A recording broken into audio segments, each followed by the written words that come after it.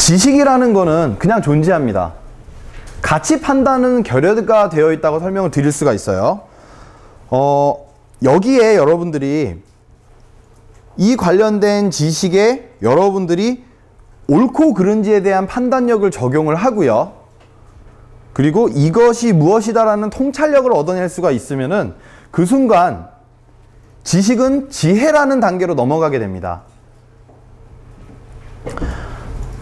실제적으로 지금 색이 좀 밝아서 안 보이는데 데이터와 정보 이 부분이 저희가 할 수 있는 일이에요. 인포그래픽을 기획을 하고 데이터를 해석을 하고 어떠한 의미를 부여를 하는 단계가 저희가 할 수 있는 일입니다. 그리고 사용자의 영역은 그 정보를 받아들여서 나의 것으로 만들어서 지혜 단계까지 가져갈 수 있는 거는 사용자가 할 수 있는 영역입니다. 그런데 이 단계에서 사용자와 저희 정보 생산자가 만나게 되는 접점은 데이터를 정보화 단계로 넘긴 그 다음부터 시작이 됩니다. 그래서 이 단계에서는 저희가 어떠한 것도 전달할 수가 없어요. 여러분들 다 이해하시죠? 제가 전 강의장에서 말씀드렸던 그 도표들, 그 도표는 데이터를 정리를 잘 해놓긴 했지만 팩트를 모아놓은 것뿐의 데이터일 뿐이지 받아들이기 쉽게 어떤 정보화가 되어 있지 않았어요. 아주 심플한 예였지만 여러분들이 보셨던 거는 여러분들 아주 짧게 여기에서 저 끝까지 간 겁니다. 짧은 시간 동안 데이터를 그래프 방식을 적용을 해서 정보로 변환을 시켰고요. 여러분들은 제가 간략하게 설명드리는 내용을 듣고 2012년 9월부터 2013년 9월까지 안드로이드가 지배적이구나. 벌써 다 아셨죠? 각 나라별로 그리고 시간 추세별로 보셨죠? 안드로이드는 계속 높아지고 있었죠? 벌써 여러분들은 지식 단계까지는 갔고요. 지혜까지 넘어가는 거 여러분들이 여기에서 그러면 앞으로 어떻게 될 것인가? 이 데이터가 가지고 있는 의미는 무엇인가? 추세나 뭐 각종 여러 가지 판단을 내리실 수가 있다고 생각하면은 그때 여러분들이 지혜 영역으로 올라가셨다고 설명을 드릴 수가 있는 겁니다. 자, 인포그래픽은 이 역할을 증대시켜 줍니다. 사용자가요, 정보를 보는 건 아주 간단합니다. 그냥 널려 있어요, 말 그대로. 여기저기 굉장히 많이 있죠. 근데 단순한 그냥 정보라기보다는 어떠한 식으로 여러분들이 해석을 할 수 있게끔의 그런 필터링을 여러분들이 한번 해주시는 겁니다. 이런 정보가 이런 의미에서 가치가 있습니다라고 전달을 하면 정보에서 지식 단계로 넘어가게 해줄 수가 있어요. 거기에서 이제 지혜까지 넘기는 거는 어떻게 보면 순수하게 개인의 몫입니다. 나의 일과 상관이 없기 때문에 지혜 단계까지 넘길 필요가 없는 걸 수도 있어요. 단순하게 그냥 알게만 해야 되는 걸 수도 있습니다. 그러면 지식이면은 문제가 없는 거죠. 그런데 중요한 거는 데이터 상태로 그냥 전달을 하면 이해가 안 간다는 거죠. 자, 제가 예를 하나 들었던 게 그거죠. PPT인데 글자만으로 가득한 PPT. 굉장히 지루하고 힘들죠. 그쵸? 그게 데이터를 그냥 전달한 겁니다. 자, 끊겨 있죠? 뭔지 아시겠죠? PPT를 아무리 열심히 준비를 해도 사용자한테 시각화를 해서 전달하지 않으면 그 글자들을 읽는 것밖에 안 되고요. 사용자는 그거를 받아들일 수가 없습니다. 그래서 도표화를 하게 되면은 정보의 단계로 여러분들이 사용자들한테 제공을 해주게 되는 거고요. 사용자는 접점을 느끼면서 그때부터 이해를 하기 시작합니다. 이 단계는 아무리 얘기를 해도 전달이 잘 안 될 수밖에 없어요. 남자분들 대부분 군대 다녀오셨으니까 아실 거예요. 특히 이제 예비군 가면 PPT 나오죠. 글자로 가득 차는데 다다다다다다 이래가지고, 그쵸? 근데 아무도 들을 수가 없는 내용이에요. 그쵸? 그런 분들이 이제 이런 거 조금만이라도 아셨으면 조금 더 심플하게 내용들을 전달하셨을 텐데. 자, 여기에서 인포그래픽의 역할은 두 군데라고 제가 말씀을 드릴 수가 있습니다. 지혜 단계까지도 어떻게 보면은 노력을 해서 전달하고자 할 수가 있겠지만은, 나중에 예를 제가 보여드리겠지만은, 지혜를 전달하기는 조금 힘듭니다. 이후에 예에서 제가 어떤 거를 보여드리려고 하냐면, 실제로 형이상학적인 내용들도 인포그래픽을 통해서 전달하려고 하는 시도들이 있어요. 인포그래픽이 정보를 그래픽화하는 거지만 철학을 그래픽화해서 필로그래피라고 이렇게 또 작업을 해서 이제 책을 내신 분들 있습니다, 해외에. 근데 그 단계는 말 그대로 이런 내용들을 지식 단계까지 모아서 지혜라는 거를 전달해 주기 위해서 그렇게 압축해서 이제 인포그래픽으로 전달하는데 전달이 잘 안 되는 것 같아요, 제가 보기에는. 그래서 그런 부분들을 여러분들이 보시면 좋겠고요. 인포그래픽에 대해서 이렇게 큰 그림만 그리실 수 있다라고 하면 그 다음은 여러분들은 굉장히 뭐라고 해야 되죠? 한 걸음 이상 내딛었다고 제가 설명을 드릴 수가 있겠습니다. 실제적으로 여기서 한 가지만 제가 더 설명을 드릴게요. 자, 제가 이 내용들은 다 보여드렸는데 딱 하나 여기다 추가적인 내용을 설명을 더 드리자면 정보에서 지식으로 넘어가는 단계에 요 부분만 색깔이 좀 다르게 표시를 했죠. 왜 이러냐면 정보에서 지식으로 사용자가 쉽게 받아들이게 할 수 있는 요 단계에서 필요한 부분이 흥미나 어떠한 특별한 요소예요. 사용자가 받아들일 수 있을 만한 요소. 인포그래픽이라고 하더라도 흥미라는 요소를 여러분들이 더하실 수가 있고요. 혹은 뭐 일러스트레이션 같은 것도 더할 수가 있고요. 다양한 방식으로 여러분들이 더할 수가 있습니다. 인포그래픽의 역사나 관련된 그런 여러분들 전혀 생각지 못한 그런 시각화 예제들을 제가 보여드릴 건데요. 그런 것들을 통해서 가속화를 시킬 수가 있다는 그런 부분들을 기억을 해주시면 좋겠고요. 자, 이게 뭘까요?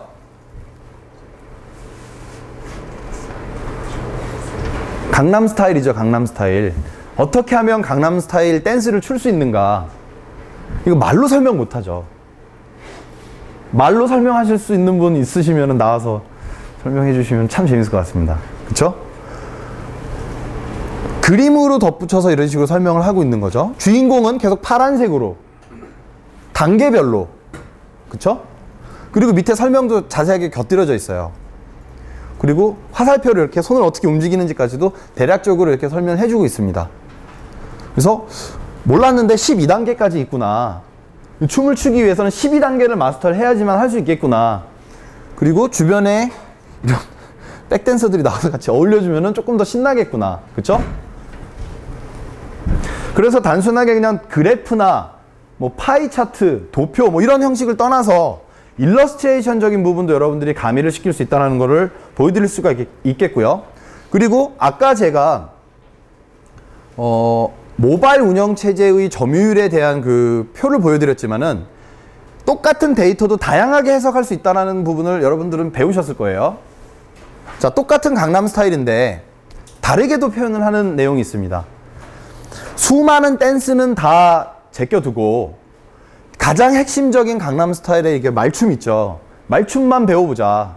전체 순서는 상관없고 이게 제일 중요하다 라고 표시해서 그 부분만 또 핵심적으로 뺀 거죠. 그래서 보면은 1단계, 2단계, 3단계, 4단계, 5단계로 표현을 해주고 있습니다. 재밌죠? 또 있어요. 마찬가지인데요. 이건 조금 더 재밌어요. 얼굴 좀 이렇게 코믹하게 해서 딱 시선을 끌고요. 밑에 이렇게 표정도 이렇게 심각하게, 그쵸? 더 재밌는 건 밑에 스텝까지 단계적으로 보여주고 있어요. 그래서 아까 보여드렸던 그 강남스타일의 핵심적인 내용을 다루고 있는 인포그래픽을 보셨지만 그거보다 좀 더 디테일하게 들어가면 이런 식으로 디테일하게 발동작까지도 또 넣을 수도 있고 그리고 얼굴을 또 코믹하게 이렇게 그릴 수도 있고 그래서 이걸 보면 사람들이 조금 더 이 정보에 관심을 더 많이 가지겠죠. 그쵸? 그래서 아까 설명드렸던 것처럼 단순하게 인포그래픽도 여러분들이 조금 더 흥미롭게 조금 더 보는 사람이 조금 더 이해할 수 있게끔 노력을 한다라고 하면은 충분히 흥미롭고 재미있게 또 전달할 수가 있겠고요. 자, 이거는 인포그래픽이 아니면 도저히 전달할 수가 없는 내용들입니다. 그쵸? 건축 양식, 뭐 도면, 안이 어떻게 되어 있는지, 그쵸? 해외 같은 경우에는 인포그래픽의 중요성을 예전부터 느껴와서 어떠한 주제에 대해서 뭐 3개월에서 6개월, 길게는 1년까지도 현지 답사를 하고 관련된 데이터를 방대한 내용들을 모아서 이런 식으로 인포그래픽을 만드는 것도 있습니다. 그래서 인포그래픽 아티스트나 인포그래픽 뭐 그래픽 디자이너 이런 그런 직업군도 존재를 해요. 그쪽만 취재를 하는 그런 기자분들도 있고요. 이름이 전 세계적으로 알려지신 분들도 되게 많고, 그리고 인포그래픽의 역사를 제가 설명을 드리면서 어떻게 해서 이제 신문사 쪽에 이런 내용들이 필요하게 되는지에 대해서 설명을 드리겠지만, 이런 내용들에 되게 굉장히 많은 가치를 두고 있고 우리만이 가지고 있는 지식의 뭐 보고 그런 식으로 생각하는 경향이 있습니다. 그래서 출판사와 이제 신문사와 해서 인포그래픽적인 요소들을 책으로 또 출간하기도 하고요. 그리고 아까도 설명드렸지만 이제 빅데이터와 관련된 그런 내용들이 또 언급이 많이 되고 그러다 보니까 인포그래픽적인 요소들이 이제는 대중적으로도 점점점 더 가깝게 다가오고 있는 것 같습니다. 강사님. 네. 아까 방금 전에 했던 저 정도의 어떤 아웃풋을 내기 위해서는 네. 어느 정도의 시간이 들어갔을까요? 제가 판단하기에는 제가 이거 직접 한 건 아닙니다만 그 보통 현지 답사를 다녀온다라고 얘기를 들었고요. 관련된 이런 자료들을 직접 다 못 구하는 경우도 많습니다. 아시다시피 옛날 건축 같은 경우에는 말씀드렸던 것처럼 뭐 없을 수도 있는 거죠. 그러면 다니면서 사진을 찍고 실측을 하기도 하고 그렇게 들었고요. 뭐 저도 이제 직접 얘기한 건 아니고 그 관련된 도서에서 참조한 거지만은 이 정도 분량이면은 6개월에서 한 1년 2개월 정도로 예상을 할 수가 있을 것 같습니다. 만약에 그런 네. 분들 갖다가 그 강사님한테 어떤 프로젝트를 맡겠다 그러면 네. 어느 정도의 비용 정도로 갖다가 예상해요? 그거는 저런 정도 명확하게 얘기하는 거예요. 그거는 제가 강의 쉬는 시간에 다시 한번 말씀드리고요. 중요한 거는 이렇게라기보다 보통은 이제 제가 아까 말씀드렸던 것처럼 이 데이터를 어떤 목적에 쓰시는지가 일단은 먼저 결정을 하셔야 될 것 같고요. 원하시는 아웃풋의 레벨이 어느 정도까지 될 것이며 사용자가 누구인지에 따라 달라집니다. 말 그대로 되게 재밌는 게요. 인포그래픽과 관련된 도서로 초등학생들 교재도 있습니다. 인포그래픽으로 알아보는 지구, 인포그래픽으로 알아보는 자연, 인포그래픽으로 알아보는 인체, 이렇게 해서 초등학생들 도서들이 있어서 저도 되게 놀랐는데요. 보면은 초등학생 대상이라서 핵심적인 그런 내용들만 들어가 있고 세세한 내용들이나 이런 자잘 어떻게 보면 굉장히 세밀한 이런 디테일들이 좀 결여된 그런 모습도 볼 수가 있습니다. 그래서 제가 설명드렸던 그런 여러 가지 요소들을 고려를 해서 사전에 기획을 굉장히 많이 해야 됩니다. 단순하게 이게 얼마가 걸립니까? 이게 어느 정도의 견적이 들어갑니까? 몇 명이 들어가야 됩니까?를 결정하기 전에 의뢰를 주시는 분이 어느 정도 매체도 일단은 결정을 해야 되겠고요. 이게 출판인지 아니면은 그 뭐 온라인인지 그 부분도 사실 되게 중요합니다. 모바일이 주요 소비 타겟인지 아니면은 데스크탑이 주요 타겟인지 인쇄물까지 가는 건지, 그리고 인쇄물까지 가더라도 그게 뭐 성인 취향인지 자료 보존용인지 뭐 그거에 따라서 굉장히 달라지게 됩니다. 필요할 경우엔 이거 하면서도 해외에서 제가 봤었던 건 이런 인포그래픽 하나가 들어가고요.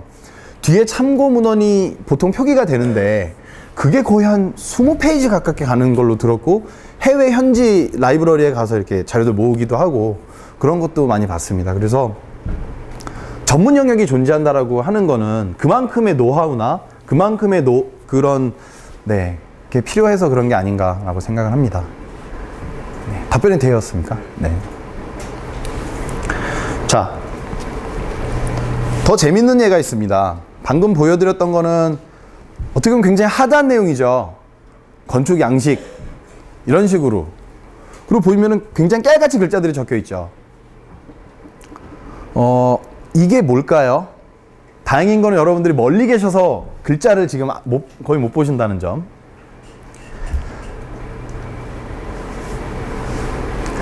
이 곳이 어딘지는 다 아시겠죠?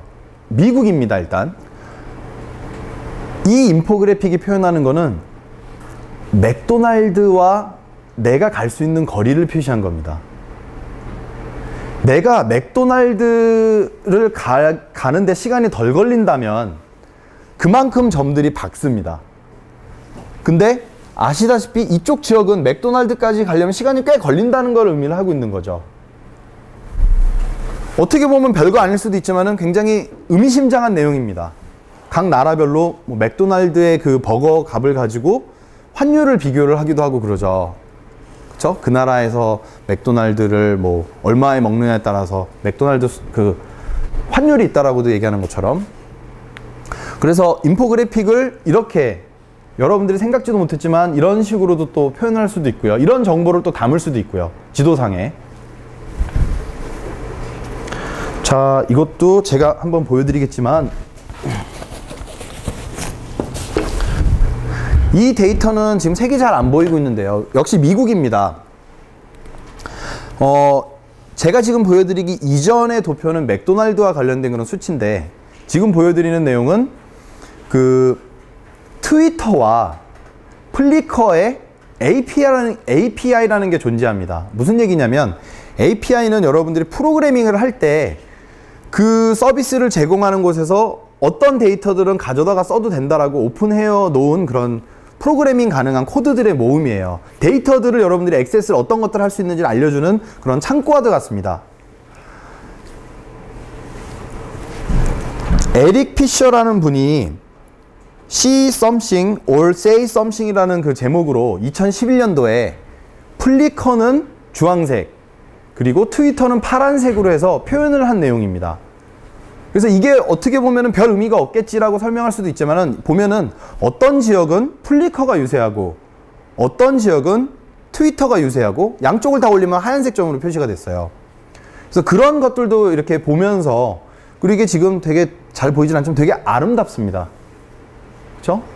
그래서 예전에는 지금은 이제 여러분들 API 이런 것도 접근이 쉽고 그렇지만은 컴퓨터가 막 발달하고 그럴 때 이런 데이터들을 가지고 시각화를 한 다음에 그게 아트로도 판매가 됐었어요.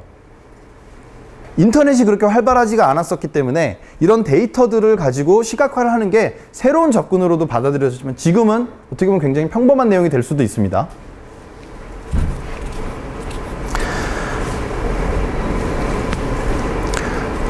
여러분들 멀리 계셔서 참 아쉬운데요. 강아지들 다들 좋아하시죠?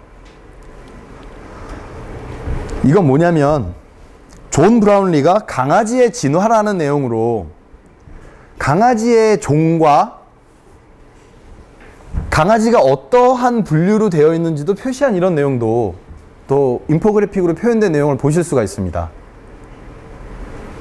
보시면 토이독, 스파니엘군, 하운드군, 그 다음에 뭐 워킹 독스, 테리어, 리트리버 등등등 하운드 또 있네요. 그래서 여기에서 어떠한 분류로 해서 갖고 여기 사실 되게 작게 또 표현이 되어 있습니다. 그래서 올라가면은 과연 얘가 어떤 종들 간의 그 교배로 태어났는지 그런 부분들도 보실 수 있는 그런 내용이 되겠습니다. 이런 내용도 어떻게 보면 굉장히 방대한 내용이어서 여러분들이 찾기가 힘들죠. 근데 보시면 일단은 강아지류를